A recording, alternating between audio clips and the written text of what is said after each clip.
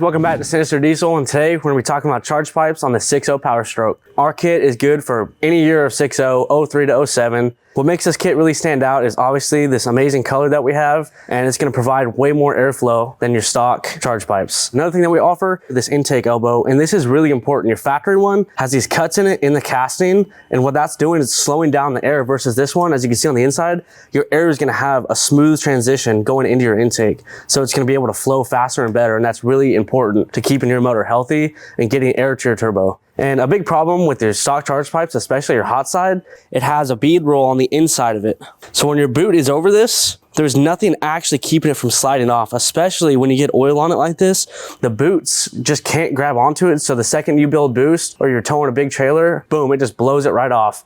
And you have a big hole in your boot and your turbo is getting no air. So your truck goes absolutely nowhere. It just leaves you stranded, especially when you don't have another boot. So that's where this kit really comes in, provides the airflow that you need, and overall just the dependability that you need. All right, guys, let's jump into the install. So as you can see, I have an intake on this truck. This is the first thing that I'm gonna do is just take this off. If you guys have a stock one, we have a video on it on our channel, super easy to take off. But just getting started, I'm gonna take this off. It just has a clamp on there on the turbo, and take your map sensor off, and then you can just pull this guy right off.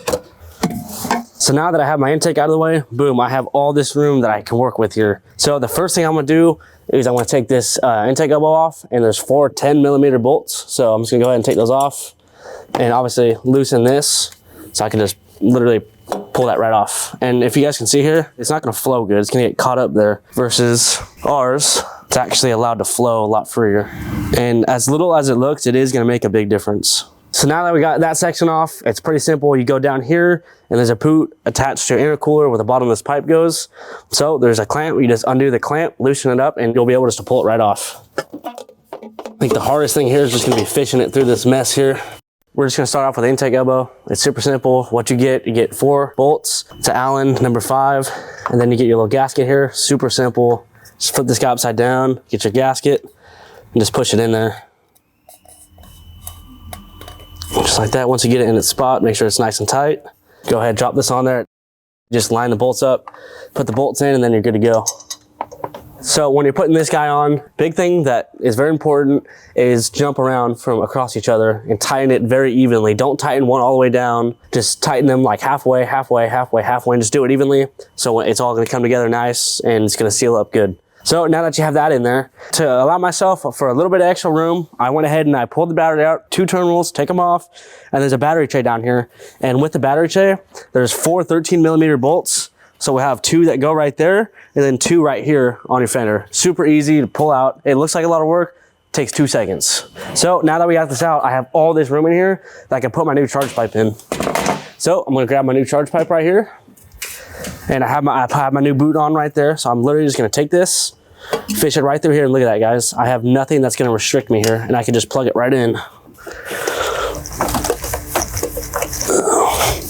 And if you guys want to, another nice help, especially when you're working with new boots and pipes, just get some glass cleaner on there and just get it like nice and lubed up, and it'll just slip right in. You won't have to sit there and try to fight it.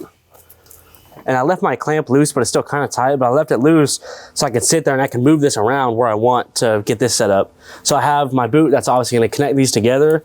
I put my clamps on there, and a big thing that I try to do is keep your clamps going the same way. It just looks better. So I got my glass cleaner on here. I'm just gonna go ahead and slip it onto this guy. Just like that. And then just go ahead and same thing right here. There you go.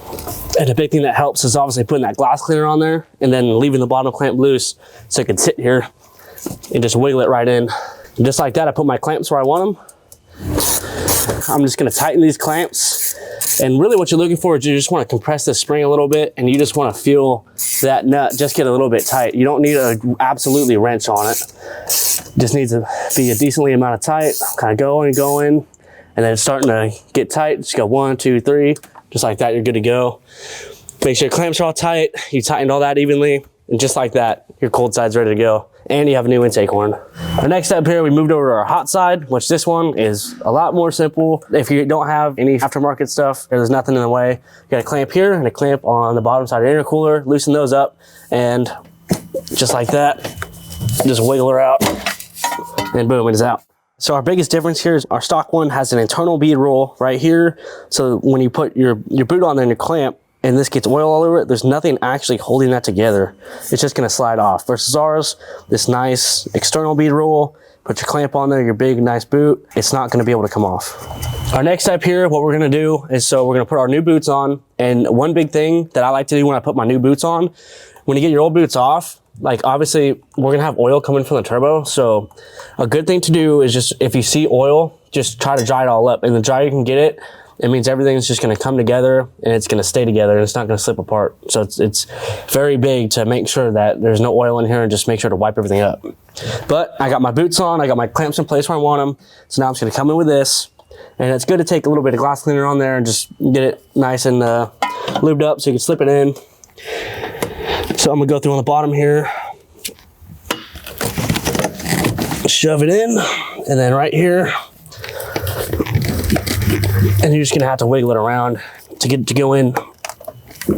And as you can see, there's like a little recess line right here, and you wanna push that all the way in. Just like that. And just get your clamps right here, so loosen it up here to get it over. And boom, just like that. You guys are ready to go. And what's nice too is you guys can see that bead roll right there. So I have this huge bead roll in my boot, and my clamp is gonna be sitting underneath it. So now there's no way it can come off. We got everything installed here, and one thing that you need to do before you're done, just check all your clamps, make sure everything's tight, and you'll be good to go. Guys, this install is something that anybody can do at home. It does not take a crazy amount of brain power. It's super simple. And the biggest thing that I can stress about is just tighten everything evenly.